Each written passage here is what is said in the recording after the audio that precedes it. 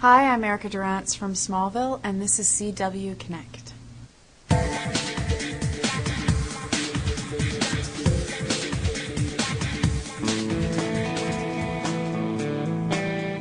Hey, Van the Man. This year, they are definitely bringing in the Lois and Clark relationship, and as reporters, they have their desks facing each other, and they're going after stories.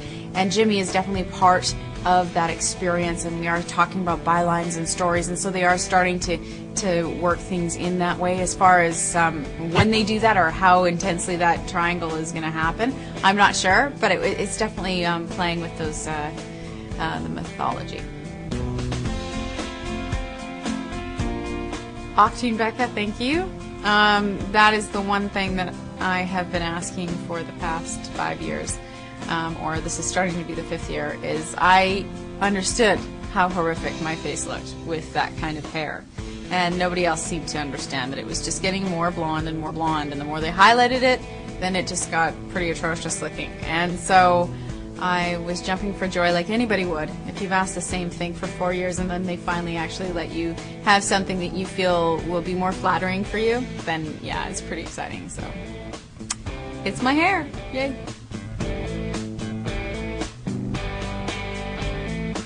Lois gets herself in trouble and manages to then become possessed by an alien.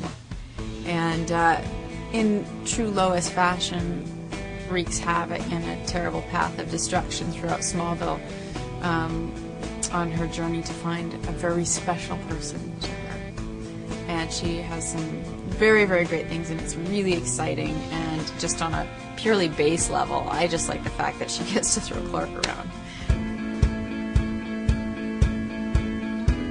Dancing is something that has always eluded me, and when I was younger, I've never been to a high school dance. I've never been to dances.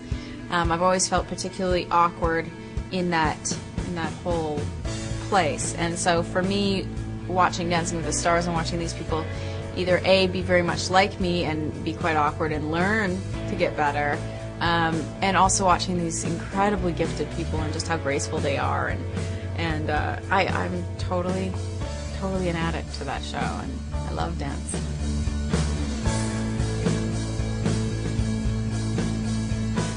I liked a lot of the renditions of Lois Lane. I don't think there's one actress that I would say, oh, they were better than the other. I think that it was like the Clark Kent character. It's such a timeless character that it has been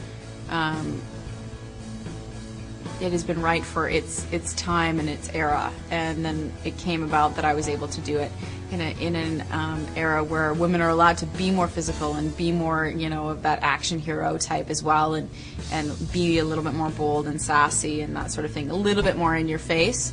But I always loved the Lois Lane character of all the different heroine that you see in the comics, just because she doesn't see herself as a victim.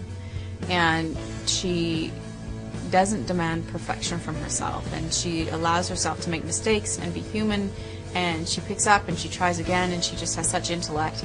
And if something's going on, her first speed dial isn't for some guy to come and help her. She wants to get herself out first. I mean, she doesn't even think, I'm not going to call a guy. She just goes, I can deal with this.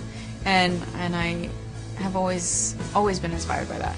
And the one thing that I found, and she'll laugh when I say this, that I found that appealed to me in the Lois Lane thing, in the fact that she's so independent and intelligent and never sees herself as a victim as my own mother. So I kind of have a little bit of stuff going on there, and so when I'm working, sometimes I draw things from my own mother's chutzpah. So, yeah. Thank you so much, everyone, for sending in your questions, and be sure to watch Smallville Thursday at 8, 7 Central on the CW.